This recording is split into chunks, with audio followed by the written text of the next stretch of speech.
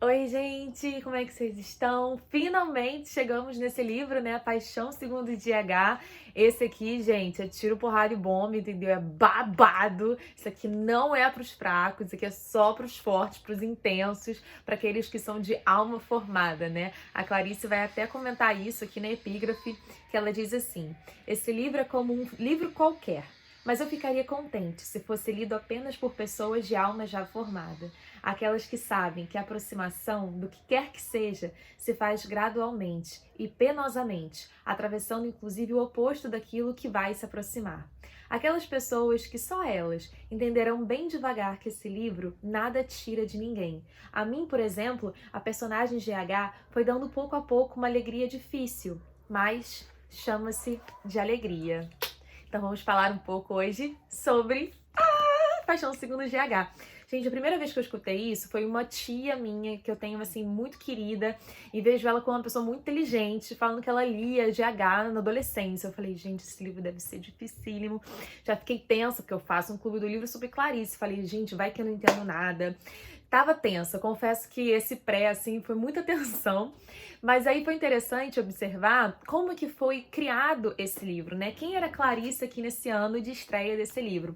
Clarice, nesse momento, já tinha se divorciado de Mauri, estava morando aqui no Rio de Janeiro, mais especificamente no Leme, com seus 2 filhos, já estava produzindo, né, várias coisas para o jornal, frequentava muitas sessões de psicanálise e também, em determinado momento, ela acaba se aproximando de alguns tipos de alucinógenos, né, no caso mesmo, e ela experimenta o LSD. E através dessa experiência do LSD, ela faz esse livro. Então, sim, esse livro, gente, ele é o resultado de um profundo transe de Clarice, de uma experiência completamente catártica, por isso que eu acho muito difícil resumir esse livro, principalmente aqui no YouTube, em poucos minutos, mas eu vou tentar fazer isso, né? O meu objetivo aqui no Desbravando, mas saiba que a minha experiência vai ser totalmente diferente da sua, totalmente diferente de qualquer uma, porque esse livro, ele é, assim, atemporal, amoral, humano, assim, eu acho que é sobre-humano, é extra-humano, ele vai para além das nossas organizações físicas e psicológicas, gente, eu não sei nem explicar, isso aqui é puro transe real oficial. Bom, gente, basicamente a história vai narrar, né, a protagonista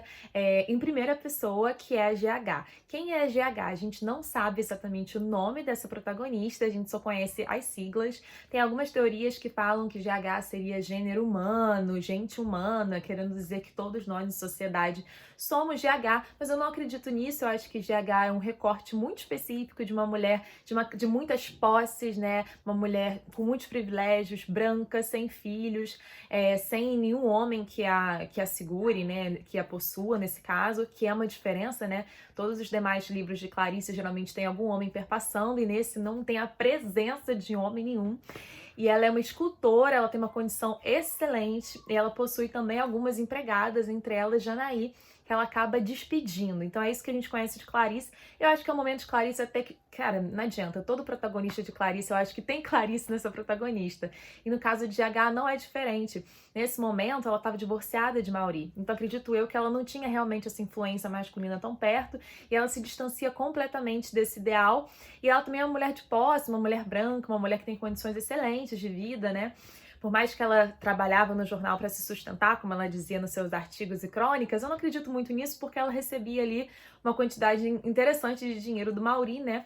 Através do divórcio, enfim, de pensão para cuidar dos filhos. Então, basicamente, eu acho que tem muito de GH aí, de gênero humano, talvez, na presença de Clarice, GH em Clarice, Clarice em GH. Mas, pra gente cortar um pouquinho mais esse vídeo, né, contar mais sobre a história, o que acontece é o seguinte, GH acaba despedindo Janair, que é essa pessoa que trabalhava na casa dela, nessa auxiliar, que no caso ela chama de empregada mesmo, e aí ela acaba adentrando o quarto de Janaí, que para ela é uma surpresa muito grande, porque ela esperava que estaria imundo, assim, e ela é muito obstinada por limpeza, por organização, ela gosta muito de ver sentido nas coisas, ela fica aflita quando as coisas estão, por algum momento, assim, sabe, desnorteadas e desorganizadas, então ela vai até o quarto de Janaí, esperando que tá ali, tá uma espelunca, assim, não respeita nem um pouco o espaço, né, a individualidade dessa mulher, e quando ela chega lá, ela se desconfigura um pouco, porque ela imagina um quarto extremamente sujo e tá limpíssimo, e tá assim, um brinco maravilhoso.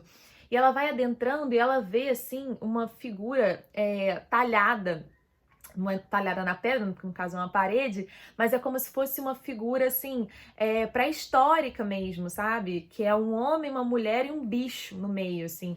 E ela não entende muito aquilo e finalmente ela abre assim um armário, que é um armário de Janaí, e quando ela abre esse armário, ela se depara justamente com uma barata. E a partir daí, gente, começa esse grande transe de Clarice, de GH, enfim, com essa barata, onde essa barata é o outro, essa barata é ela mesma, essa barata é a própria vida. E essa barata também, em última análise, a gente pode pensar como Janair.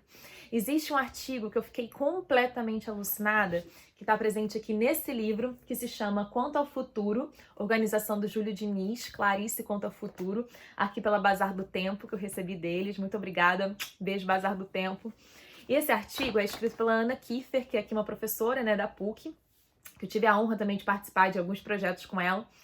E aí ela diz o seguinte: mas o que sim podemos dizer é que todo desconhecido e mágico que passa a governar a escrita da Paixão segundo GH, em parte desvendar da sua inumana, odiosa, imunda, desumanizante relação racista com o Janair, e em parte a força da própria ancestralidade negra, que treme sobre o solo do quarto de empregada, do mural da escrita hierática, que é essa escrita que eu acabei de falar, né, dos desenhos, e dos sons que ainda não conseguimos ouvir nesse país.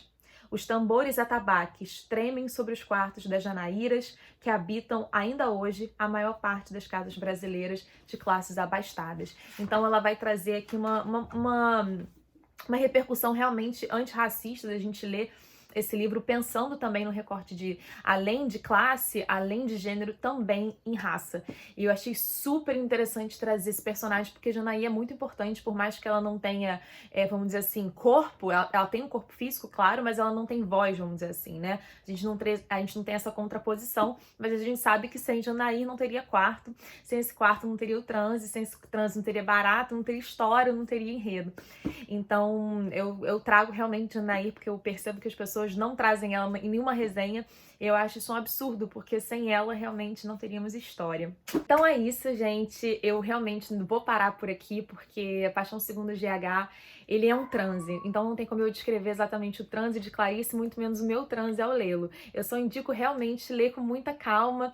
Ele tem um recurso muito interessante chamado Lesha Prem, né? Que em latim significa Lesha, deixa e prende, deixa e prende. Então a última frase do último capítulo anterior sempre vai ser a primeira do outro capítulo subsequente.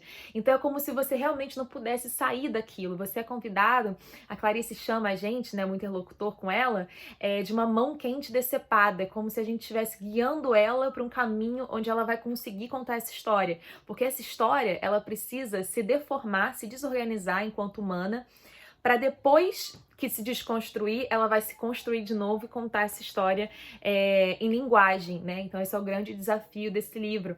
E aí eu quero terminar com uma frase que ela diz, que eu acho que a gente pode pontuar o livro todo a partir dessa frase. Eu tivera que não dar valor humano à vida para poder entender a largueza, muito mais que humana, do Deus. Então, é um livro experiencial, é um livro sensorial, que eu acho que vale a pena você sentir e não exatamente você entender as coisas. Eu acho que o propósito aqui é muito mais você, assim, se permitir entrar num campo sinestésico absurdo.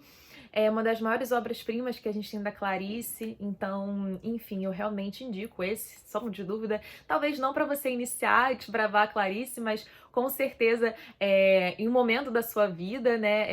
É o famoso livro de penteadeira. Tem gente que eu conheço que lê todo ano, e todo ano tem um encontro diferente consigo mesmo, porque é realmente muito catártico. Então, se você quiser comprar esse livro, não se esqueça de usar o meu link que tá aqui na descrição, que pra você não vai fazer a mínima diferença, mas pra mim faz toda a diferença do mundo, porque eu tenho noção que você veio a partir de mim, que isso aqui tá dando certo, e também consigo, obviamente, ganhar saldo ali na plataforma, né, pra que eu consiga trazer mais conteúdo aqui. Então, um beijo, se você gostou, compartilhe, comente, eu amo comentário, muito melhor que qualquer outra coisa. Comentário, comentário, comentário. Enfim, compartilhe caso você se sinta mais à vontade também. E curta, e é isso. Um beijo.